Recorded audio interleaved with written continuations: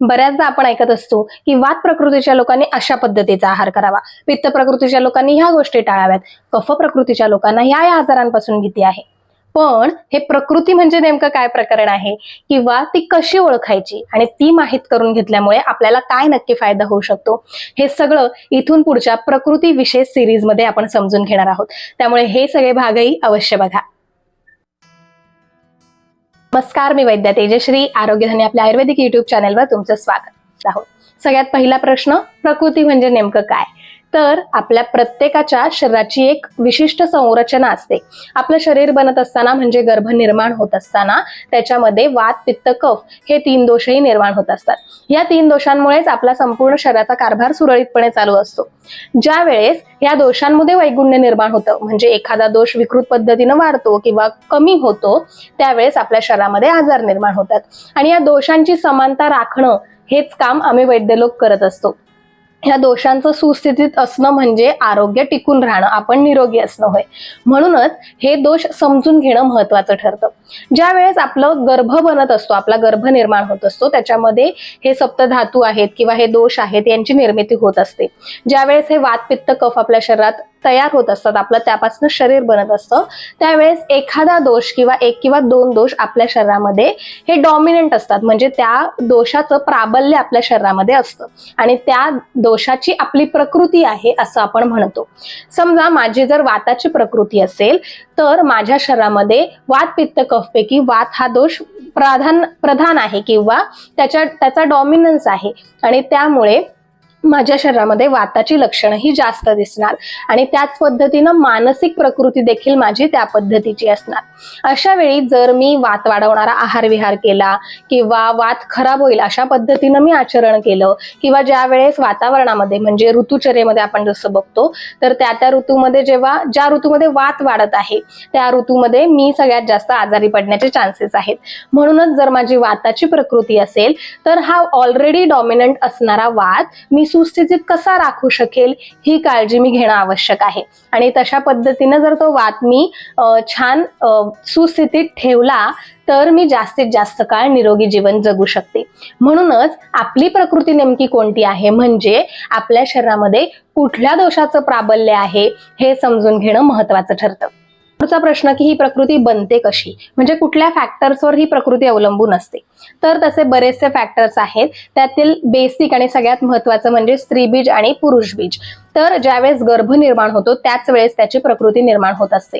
त्यामुळे गर्भनिर्मितीची जी प्रक्रिया आहे त्यावेळेस आई वडिलांच्या शरीरामध्ये कुठले दोष प्रमाणतः जास्त आहेत किंवा कुठल्या दोषांचं प्राधान्य आहे, त्याच पद्धतीनं ते जे स्त्रीबीज आणि पुरुषबीज आहेत म्हणजे स्पर्म आणि ओव्हम आहेत त्यांच्यामध्ये कुठल्या दोषांचं प्राबल्य आहे ह्या गोष्टी देखील त्या गर्भाची प्रकृती कुठल्या पद्धतीची निर्माण होणार आहे ते ठरवत असतात.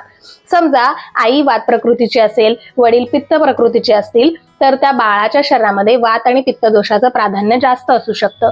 त्यामुळे या दोघांच्या शरीरामध्ये जो दोष डॉमिनंट आहे आणि त्यामुळेच त्यांच्या बीजामध्ये देखील तो दोष डॉमिनंट होतो, त्यानुसार त्या बाळाची प्रकृती जी आहे ती ठरत असते. त्याच पद्धतीनं गर्भधानाचा जो काळ आहे म्हणजे ज्यावेळेस आपण प्लॅनिंग करत आहोत, बेबी प्लॅनिंग करत आहोत, त्यावेळेसची त्या दोघांची शारीरिक स्थिती, मानसिक स्थिती आणि त्याच पद्धतीनं आजूबाजूचं वातावरण म्हणजे कुठला ऋतू सुरू आहे, त्या ऋतूमध्ये कुठल्या दोषाचं प्राबल्य आहे. जसं की आपण आपल्या वेगवेगळ्या व्हिडिओजमध्ये नेहमी बघत असतो की कुठल्या ऋतूमध्ये कुठला दोष जास्त असतो, म्हणजे पावसाळ्यामध्ये वाताचं प्राबल्य असतं, शरद ऋतूमध्ये पित्ताचं प्राबल्य असतं. त्यामुळे त्या ऋतूमध्ये जर आपण बेबी प्लॅनिंग करत असू किंवा त्या ऋतूमध्ये गर्भाधानाची प्रक्रिया होत असेल तर त्या आजूबाजूच्या वातावरणाचाही त्या गर्भावर आणि त्या निर्मितीवर परिणाम होत असतो आणि त्यानुसारही त्या बाळाची प्रकृती ठरत असते. त्याच पद्धतीनं गर्भिणी म्हणजे जी आई आहे तिचा आहार विहार कशा पद्धतीचा आहे, तिचं आचरण काय आहे, त्या समयी म्हणजे त्या गर्भाधानाच्या वेळी तिची मानसिक अवस्था कशा पद्धतीची आहे किंवा तिचं आहार विहार आणि शरीरातल्या दोषांची कंडिशन कशी आहे यावर देखील त्या बाळाची निर्माण होणारी प्रकृती ठरलेली असते. म्हणूनच गर्भाची प्रकृती निर्माण होत असताना आपण विशेष काळजी घेतली पाहिजे. त्याकरता आयुर्वेदामध्ये गर्भिणी परिचर्येचं सविस्तर वर्णन केलेलं आहे. त्याच पद्धतीने रजस्वला परिचर्येचं वर्णन निर्माण केला आहे, ज्याच्याबद्दलचे सविस्तर व्हिडिओ आपण आपल्या चॅनलवर आधीच पोस्ट केलेले आहेत. त्याच पद्धतीनं बीजसंस्कार म्हणून एक देखील प्रक्रियेचं वर्णन आयुर्वेदामध्ये आलेलं आहे. म्हणजे जे स्त्रीबीज आणि पुरुष बीज आहे ते चांगल्या क्वालिटीचं उत्तमोत्तम बनावं त्यासाठी, आणि त्यावेळेस गर्भाधानाच्या वेळी म्हणजे ज्यावेळेस तुम्ही बेबी प्लॅनिंग करत असाल त्याच्या आधी जर तुम्ही बीजसंस्कार करून घेतला तर त्यामुळे तुमच्या शरीरामध्ये जर विकृत पद्धतीनं कुठले दोष वाढलेले असतील तर ते समस्थितीत आणण्याचं काम या बीजसंस्कारामध्ये केलं जातं. आणि त्यामुळे जास्तीत जास्त चांगली आणि हेल्दी गर्भाधानाची प्रक्रिया व्हावी यासाठी या बीजसंस्काराचा वापर आपल्याला करता येतो. आता पुढचा प्रश्न की प्रकृती आपल्याला बदलता येते का? तर नाही. प्रकृतीचं वर्णन करताना असं सांगितलं जातं, प्रकृती जन्म मरणांतराल भाविनी, म्हणजे जन्मापासून मरणापर्यंत आपली सोबत करणारी ही प्रकृती असते. त्यामुळे प्रकृती आपल्याला बदलता येत नाही. पण त्यानुसार आपलं ज्यावेळेस वय वाढत असतं किंवा वयाच्या वेगवेगळ्या टप्प्यावर आपल्या शरीरात वेगवेगळे दोष नॅचरली बदलत असतात. त्याच पद्धतीनं जे हा ऋतुमानाचा जो परिणाम आहे, दिनचर्येचा परिणाम आहे, त्या सगळ्याचा परिणाम आपल्या शरीरावर वेगवेगळ्या वेळी होत असतो आणि त्यामुळे या दोषांचं कमी अधिक्य आपल्या शरीरामध्ये होत असतं. उदाहरणार्थ, जेव्हा एखाद्या व्यक्तीची कफाची प्रकृती असेल आणि लहान वय जे असतं म्हणजे बालवय जे सांगितलेलं आहे त्यामध्ये नॅचरली देखील शरीरामध्ये कफाचं प्राधान्य असतं. अशा वेळी ही कफ प्रकृतीची जी बाळं असतात त्यांना कफाचे आजार होण्याची शक्यता खूप जास्त प्रमाणामध्ये असते, किंवा जर आजार झाले तरी देखील ते मोठ्या प्रमाणात किंवा बळावायची शक्यता जास्त असते. म्हणून बरेचदा आपणही असं बघतो की काही लहान मुलं जी असतात त्यांना वारंवार सर्दी, पडसं किंवा न्यूमोनिया सारखे गंभीर आजार होत असतात आणि कफाचे जे वेगवेगळे आजार आहेत ते या मुलांना जास्त होताना दिसतात. आणि त्याच वेळी काही मुलं असतील की जी वात प्रकृतीची आहेत, पित्त प्रकृतीची आहे, त्यांना मात्र हे आजार तितकेसे होताना दिसत नाहीत.